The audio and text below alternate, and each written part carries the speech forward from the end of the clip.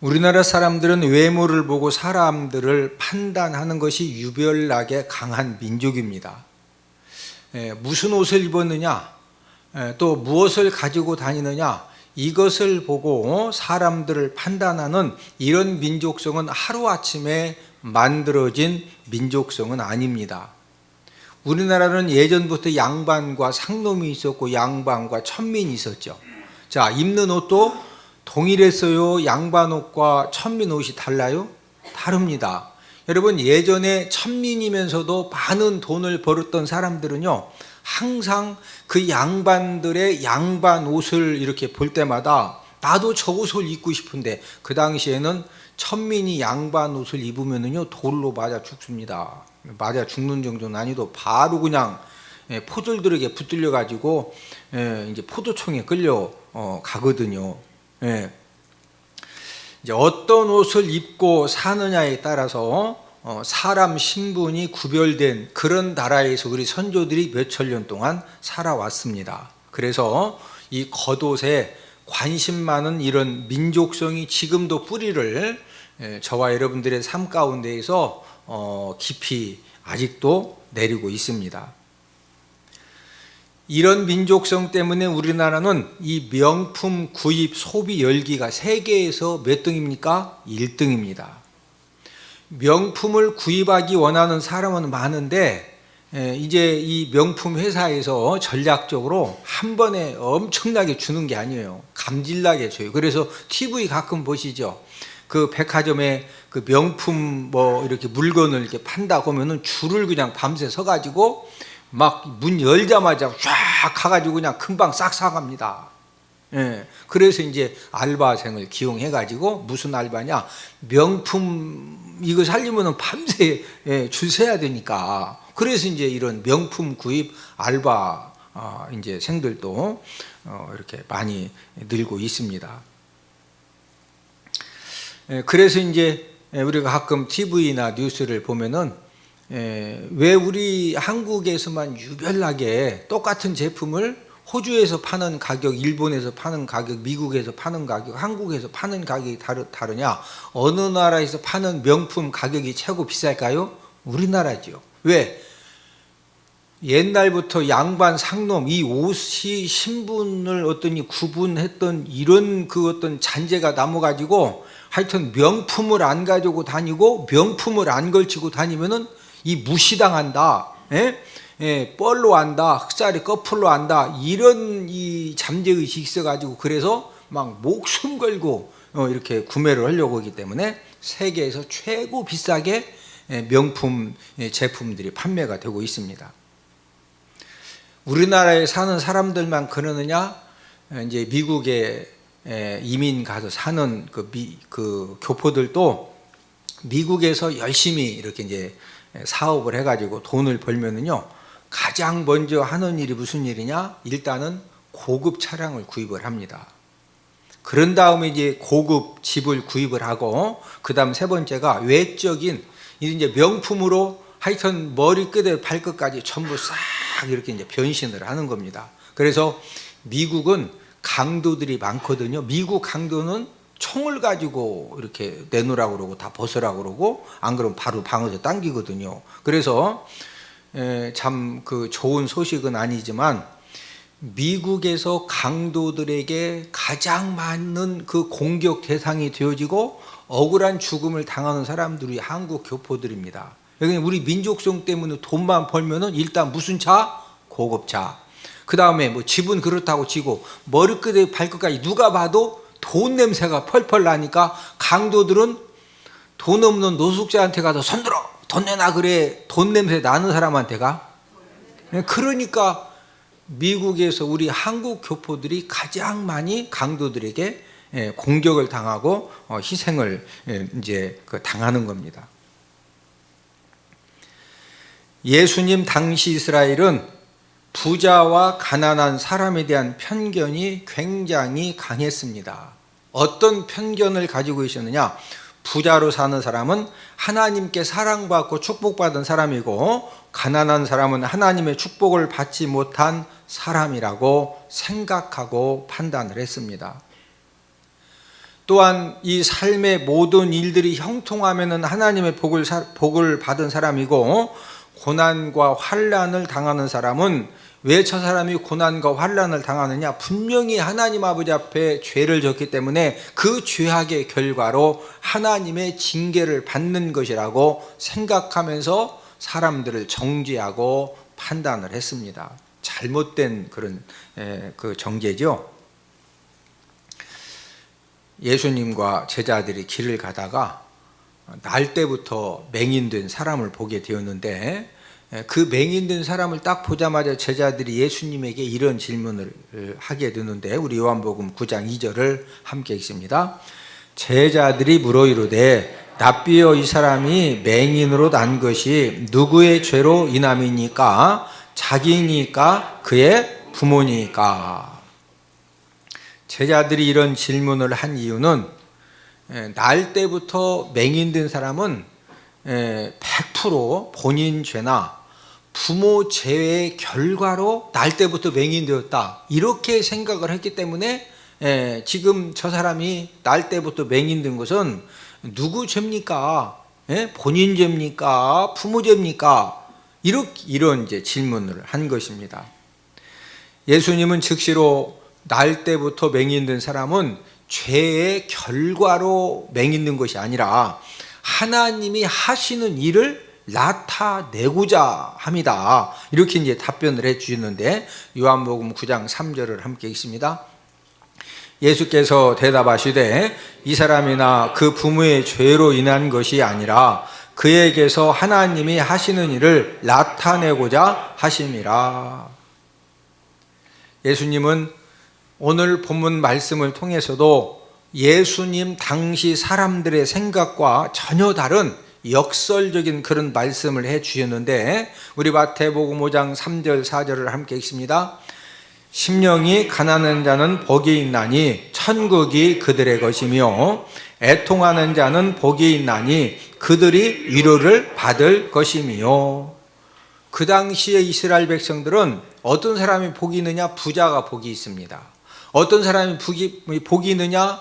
기쁨이 넘치는 사람이 복이 있는데, 예수님은 가난한 자가 복이 있고 애통하는 자가 복이 있다, 이렇게 말씀을 해 주셨습니다. 오늘은 가난과 고난이 주는 영적 축복이라는 그런 제목을 통해서 우리가 함께 은혜를 나누도록 하겠는데, 첫 번째로 이 가난과 고난은 어떤 영적인 복을 저와 여러분들에게 주느냐? 겸손히 하나님을 의지하게 만듭니다. 사람들은 부자가 되면 교만해지는 그런 본성을 갖고 있습니다. 또한 하는 일들이 잘 되고 형통해도 나도 모르게 교만해지는 그런 죄성을 가지고 있습니다. 우리 주변에서 갑자기 많은 물질을 소유하게 되고 또 잘 되는 복을 얻게 되면은 안하무인이 되고, 또 극단적인 이기주의와 욕심 인생이 되어져서 주변 사람들을 힘들게 하기도 합니다. 가장 심각한 것은 하나님을 전적으로 의지하는 그런 겸손함도 잃어버린다는 거죠. 그래서 이 고난 때문에 힘듦 때문에 망한 사람들보다도 물질의 부요함 때문에 모든 것이 잘 되는 것 때문에 망한 사람들이 훨씬 더 많습니다. 예수님께서도 저와 여러분들이 부자가 될수록 천국에 들어가기가 힘들고, 부자가 될수록 물질의 부유함을 가질수록 하나님의 은혜 받을 자리에 들어가기가 힘듦을 우리에게 말씀을 해 주셨는데, 우리 누가복음 18장 25절을 함께 읽습니다. 낙타가 바늘 귀로 들어가는 것이 부자가 하나님의 나라에 들어가는 것보다 쉬우니라 하시니. 여러분, 낙타가 바늘구멍으로 들어갈 수 있어요, 없어요? 절대 못 들어가요. 근데 부자가 하나님의 나라에 들어가는 것은 물질의 부유함이 생겨질수록 이 하나님의 나라에 들어가기가 낙타가 어디 들어가는 것보다 더 어려워진다? 바늘 구멍 들어가는 것보다 더 어려워진다는 것입니다. 물질의 부요함을 받은 것 때문에 하나님 의지하는 신앙을 잃어버리고 그 물질의 부요함을 가지고 쾌락을 즐기고 성적인 그런 타락함에 빠져가지고 건강을 잃어버리고 그러면서 가정도 무너지고 사업장도 무너져서 노숙자 인생이 된 사람들이 진짜로 많이 있습니다.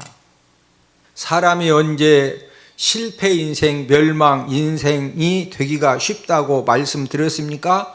물질의 부요함을 얻었을 때, 모든 일이 잘 될 때 저와 여러분들도 모르게 우리 마음에, 내 마음에 교만함이 생겨지면은요, 하나님 아버지 말씀에 불순종하는 그런 완악함 가운데 빠지기 때문에, 그래서 사람이 언제 실패하고 언제 멸망당하느냐, 물질의 부요함을 얻었을 때, 모든 일이 잘 될 때, 그때 많은 사람들이 실패하고 멸망을 당하는 것입니다. 하나님의 자녀들도 물질의 부요함과 형통함을 얻었을 때 실패 인생과 멸망 인생이 될 수 있는 위험성을 더 많이 갖게 됩니다. 가난과 고난 때문에 힘든 사람은 당장은 여러 가지 경제적인 힘듦도 있고 정신적인 힘듦도 있고 어려움은 있지만 실패 인생과 멸망 인생이 될 확률은 굉장히 적어집니다. 그리고 그 극한 그런 고난과 극한 환난 가운데에서 진짜 하나님 아버지만 의지하면은요, 모든 것들이 풀어지고 열려질 수 있는 이제 그런 엄청난 이제 은혜를 이제 갖게 되는 것입니다.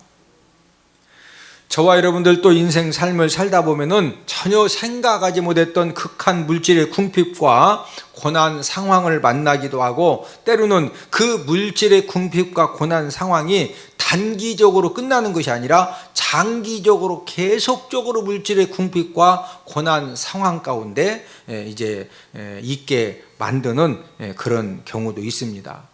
저도 국민학교 4학년 때 논산 고아원에 맡겨져 가지고 9년 고아원 생활을 하고 구두 닦기를 하고 공장 생활을 하고 침례신의학대학 들어가서도 그 고생하면서 이 고생이, 이 극한 물질의 궁핍함과 이 고난 상황이 뭐 아무리 생각해도 끝날 것 같지가 않아요. 저도 그런 이제 상황들을 경험을 하면서 주변에서 무슨 말을 해도 어쨌든 그런 상황이 있는 사람은 남들이 전혀 이해하지 못하는 그런 고통도 겪어야 되고 힘듦도 겪어야 되고 절망감과 이 좌절감도 겪으면서 자연스럽게 낮은 마음, 겸손한 마음이 그냥 되어지는 겁니다. 무슨 뭐 자존심도 없고 뭐 이제 그런 게 없는 거예요. 당장 지금 죽게 생겼는데 진짜 사람이 죽게 생기면은요, 뭐 자존심이고 뭐고 그런 거 없는 겁니다. 그런 한 가지 중요한 것은 세상 사람들과 하나님 자녀들과 차이점은 뭐냐? 하나님의 자녀들은 너무나도 그 물질의 극한 그 가난과 그 감당할 수 없는 그 환난 사건 때문에 그런 상황에서 하나님 아버지를 바라보고 하나님 아버지의 도우심을 간절하게 구하기만 하면은요, 하나님 아버지는 언제든지 전화 위복의 역사를 일으켜 주시고 하나님이 기적을 베풀어 주시고 합력하여 선을 이루어 주시는 그런 하나님의 역사를 베풀어 주시는 줄로 믿습니다. 누구의 도우심만 찾으면, 하나님 아버지의 도우심만 찾으면은요, 모든 것들을 하나님 아버지가 합력하여 선을 이루어 주시는 그런 역사를 베풀어 주십니다.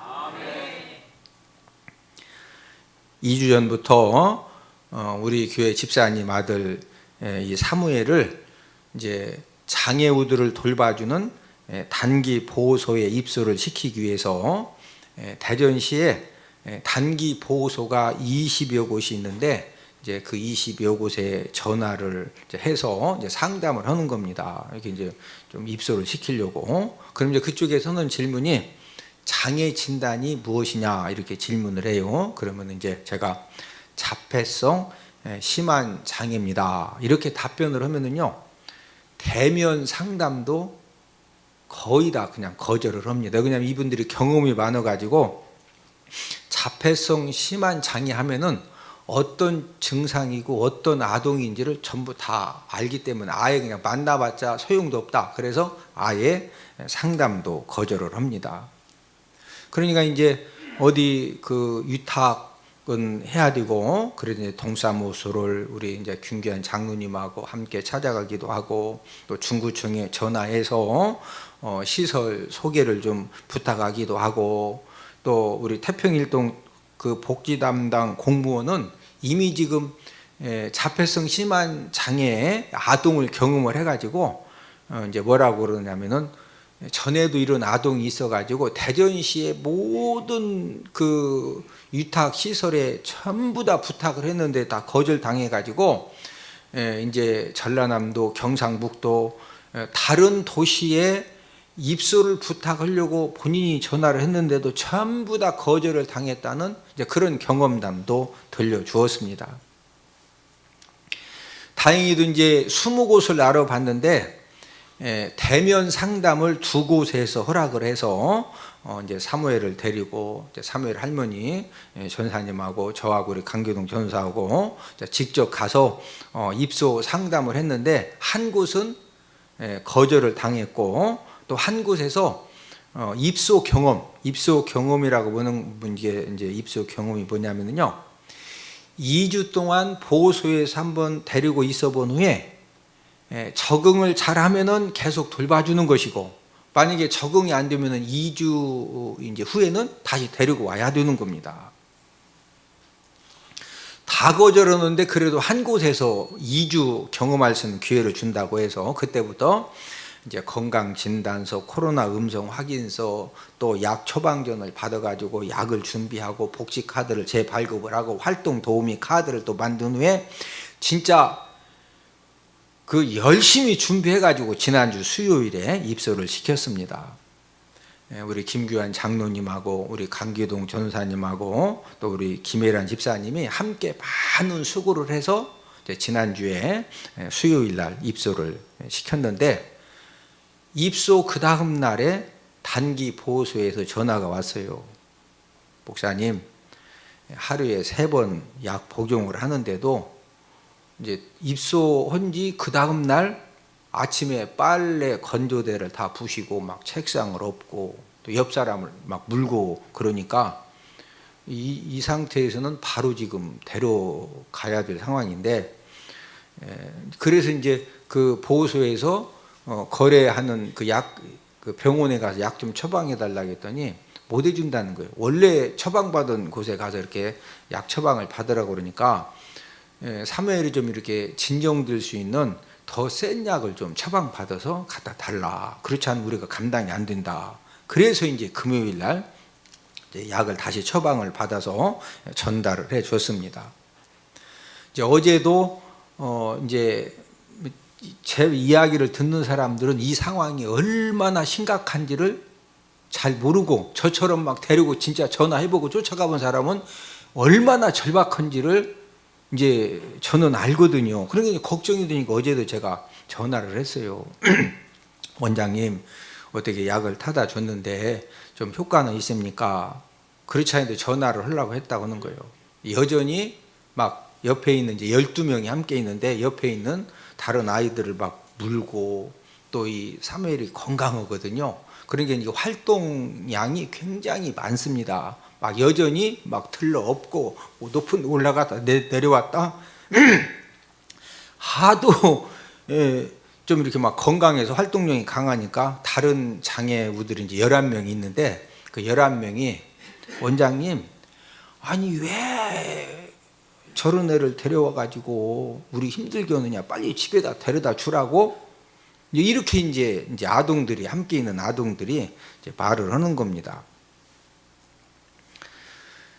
사무엘 엄마는 집에 없고 또 아버지는 아침 일찍 이렇게 직장에 가서 또 이제 밤 늦게까지 일하고 돌아오고, 또 할머니는 사무엘 동생 2명을 또 이렇게 이제 돌보기 때문에 이제 사무엘이 집에 오면은요 감당이 이제 전혀 안 됩니다.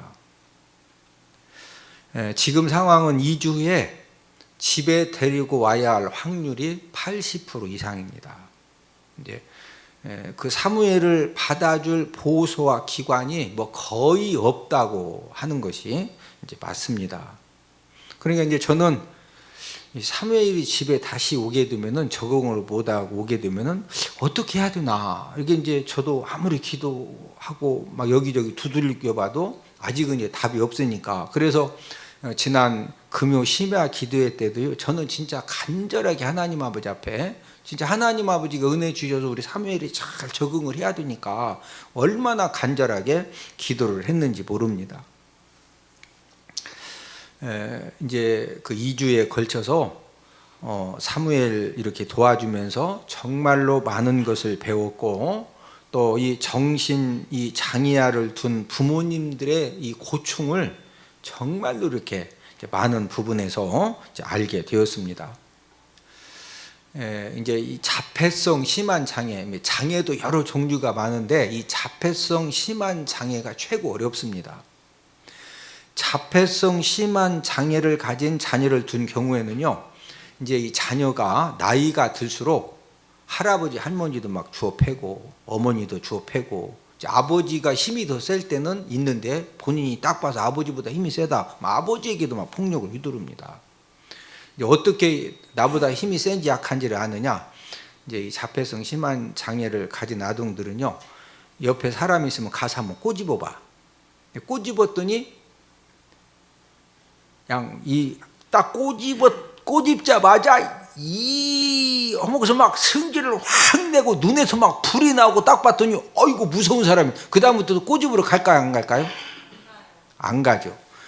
근데 딱 꼬집어 봤더니 이거 한번 해볼 만하네. 이러면 이제 좀 막 자기가 하는 행동에 이렇게 그 못하게 하면은요, 그냥 사정없이 막 꼬집고 물고 이제 폭력을 행사를 하는 겁니다. 그러니까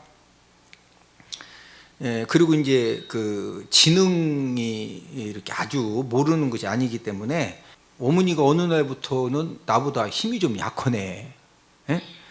그래서 자폐성 심한 장애를 가진 이제 그런 자녀를 둔 가정은 95% 이상이 부부가 결국엔 그 자녀 때문에 이혼을 하게 되고 또 가정 파괴로 이어집니다.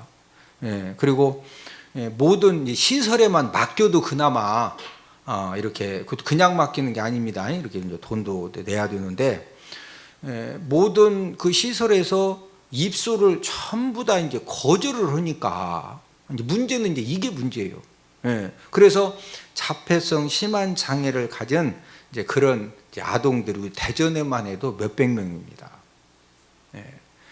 자폐성 심한 장애 이제 아동들의 부모님들은 이제 일반 사설에서는 절대 이제 안 받아주니까 국공립 장애 시설을 만들어서 입소를 시켜달라고 진정서를 내고 탄원서를 내고 또 데모도 하고 나름대로 진짜 막 몸부림을 치지만은 그게 이제 쉽게 되지가 않습니다. 우리가 이제 이런 생각을 해볼 수가 있어요. 아니, 자폐성 심한 장애 아동들을 왜 시설에서 안 받아주냐, 이거 잘못된 거 아니냐, 이렇게 이제 단순하게 생각을 할 수가 있는데, 제가 경험을 해보니까 절대로 그 시설들이 안 받아주는 것이 잘못이 아닙니다. 왜 잘못이 아니냐면은, 원래 모든 시설은 정신장애자들을 3명에서 5명을 교사 1명이 돌보도록 인원 이제 교사 지원을 해줘요. 그러니까 24시간 돌봐야 되거든요. 그런데 자폐성 심한 장애는 교사 2명, 3명이 1명을 이렇게 돌봐도 감당이 안 되는 겁니다. 제가 이제 사무엘을 데리고 단기 보호소에 처음 면접을 보러 갔는데, 딱 가니까 우리 사무엘이 이제 그 보호소 사무실을 딱 스캔을 하더니 뭘 발견했느냐, 어항을 발견을 했어요. 이제 어항에 딱 필이 꽂힌 겁니다. 이 자폐성은 뭐 하나에 막 집착을 하거든요. 이제 거기에 필이 딱 꽂히니까 사무실에 있는 모든 물건을 갖다 어항 속에다, 물 속에다 다 집어 넣는 거예요. 그러니까 이제 그 공익위원이 남자거든요. 공익위원하고 여자 사회복지사 두 명이 계속 사무엘을 막 붙들고, 붙드는데도 손을 뿌리치고 순간적으로 또 집어도 넣으니까, 그러면 한 사람은 물속에 있는 후딱 꺼내야 되고 한 사람은 또 손을 잡아야 되고, 그러니까 10분까지는 그래도 좀 감당을 했는데 10분이 딱 넘으니까 공익위원하고 사회복지사가 감당이 안 돼가지고 또 한 명이, 세 명이 달라붙는데도 거기가 이제 한 시간 정도 상담이 길으니까 거기가 이제 초토화가 되는 거예요. 자폐성 심한 장애를 가진 아이들은 움직이는 것만큼 문제를 계속적으로 만들어냅니다. 예, 그럼 이제 이런 생각을 할 수가 있어요. 그렇게 말을 안 들으면 좀 폭력을 행사해서라도 잘 좀 데리고 있어야 되지 않겠느냐. 여러분, CCTV를 다 달아놨기 때문에 만약에 시설에서 말 안 듣는다고 한 대라도 때렸다가는요, 바로 시설 폐쇄당하고 그 다음에 때린 사람 감옥 가야 돼요. 그러니까 절대 못 때립니다. 옛날하고 다르거든요. 그러면은 자폐성 심한 장애를 가진 아동 한 명 이렇게 돌보려다가 원래 선생님 한 명이 3명에서 5명을 돌봐야 되는데 그 아동 한 명이 막 2명, 3명이 붙어도 감당이 안 되고, 그러다 혹시라도 뭐 막 밀치기라도 해가지고, 왜 그러냐면 아동이 또 막 물고 때리려고 그러니까 왜 무냐고 하다가 뭐 하면은 이렇게 CCTV 잘못 지키면은요, 시설 폐쇄당하고 감옥 가야 되니까 여러분들 같으면은 받아줄 수 있겠어요? 못 받아주겠어요? 이해가 되죠? 그래서 제가 이렇게 직접 다녀보니까 안 받아주는 시설들에 대해서 제가 다 이해가 되는 거예요. 또 사무엘은 또 꼭 맡겨야 되니까 또 우리 입장에서는 막 철박하게 여기도 찾아가보고 저기도 찾아가보고 막 부탁도 오고, 예, 이제 이러기 때문에 참 쉽지가 않다는 거죠.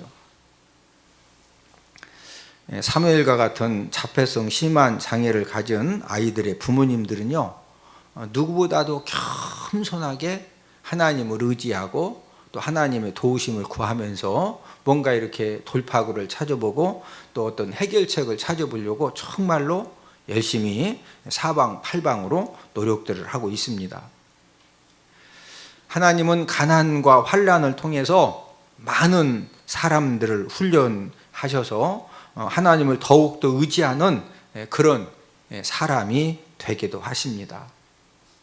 때로는 하나님이 가난의 도구, 이 고난의 도구를 사용하셔서 불순종의 삶을 살아가고 죄악된 삶을 살아가고 교만한 삶을 살아가는 그런 영혼을 살리시고 또 하나님을 절대 의지하는 사람이 되기도 하십니다.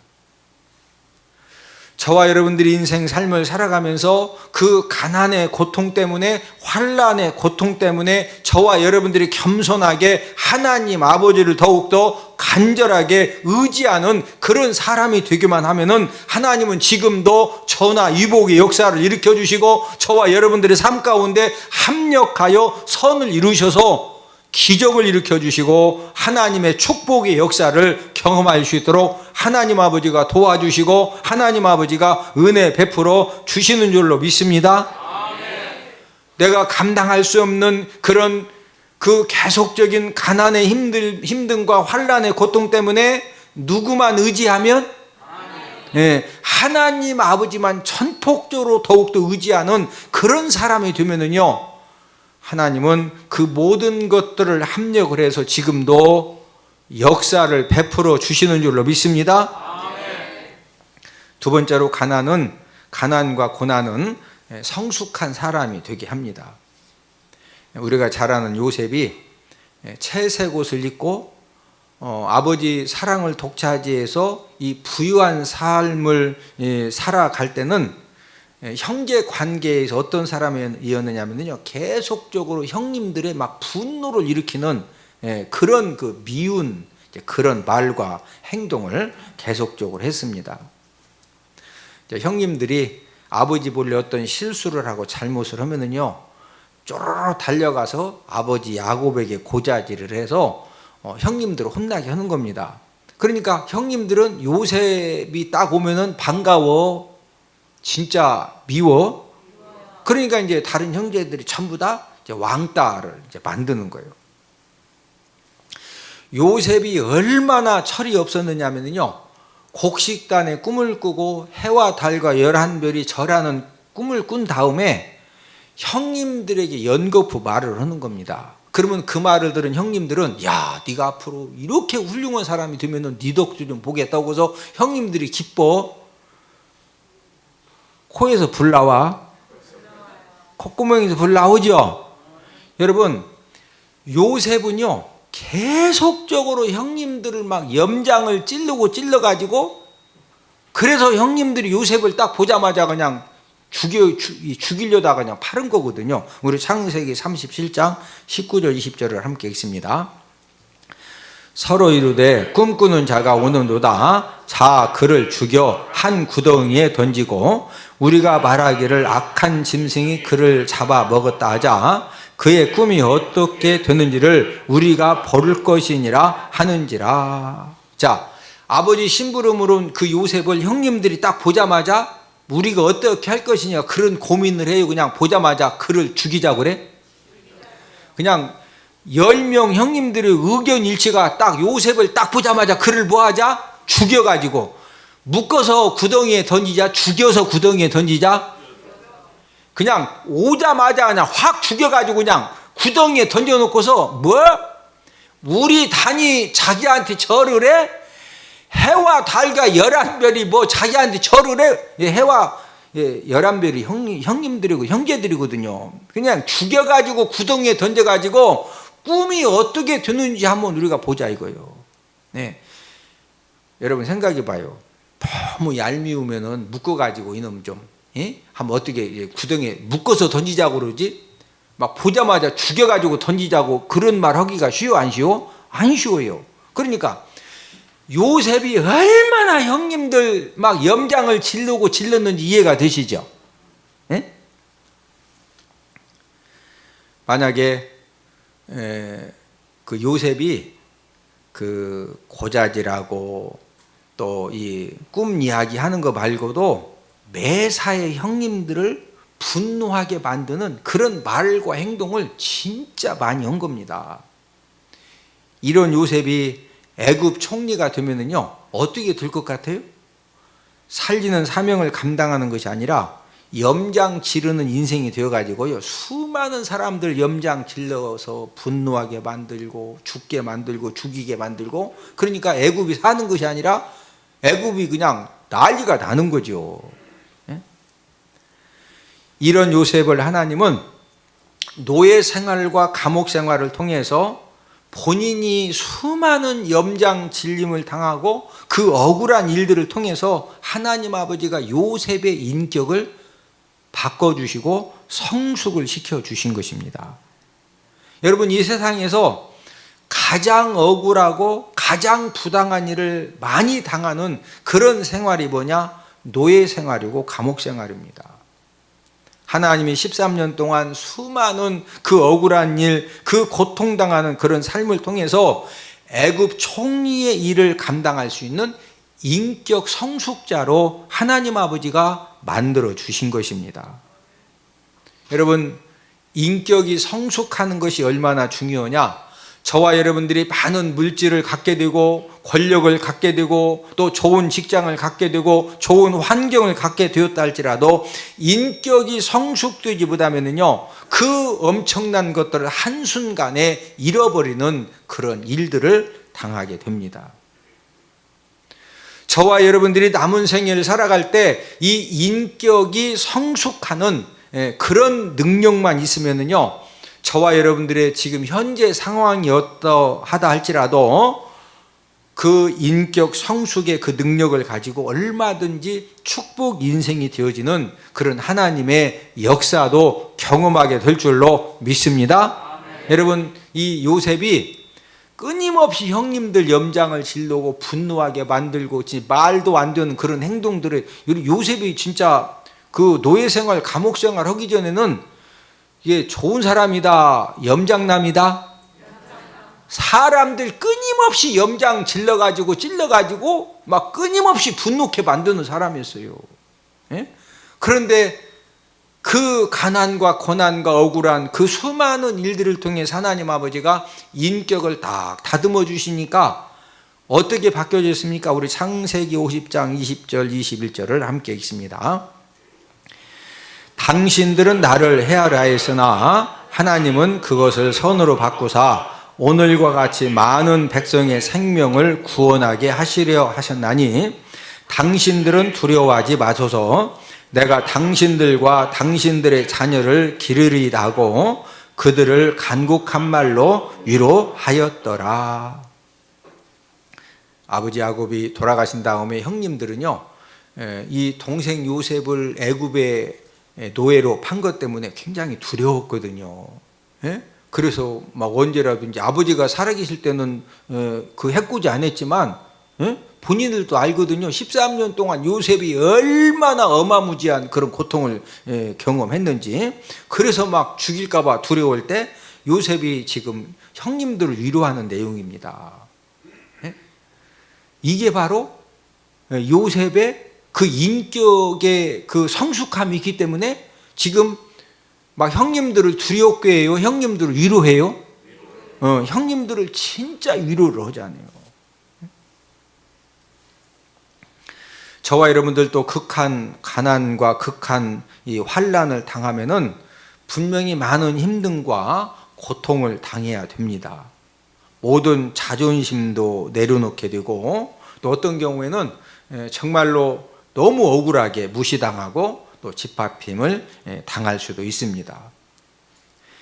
사람은 언제 그 막 이 쓴뿌리가 깊은 이 교만함과 이 자존심, 이 불순종이 언제 깨어지고 이 부서질 수가 있느냐면요, 사람이 그냥 진짜 아무런 그 힘도 없이 그런 극한 가난과 그 억울한 그런 일들, 이런 것들을 통해서 이 자존심, 이런 것들을 그냥 아직도 막 이 자존심 상한다는 것은 그래도 뭔가 버틸만 하니까 자존심도 상하는 거예요. 사람이 진짜 죽을 상황이 되면은요, 자존심이고 개털이고 말털이고 그런 거 아무것도 소용없어. 그냥 일단 한 끼라도 먹어야 돼.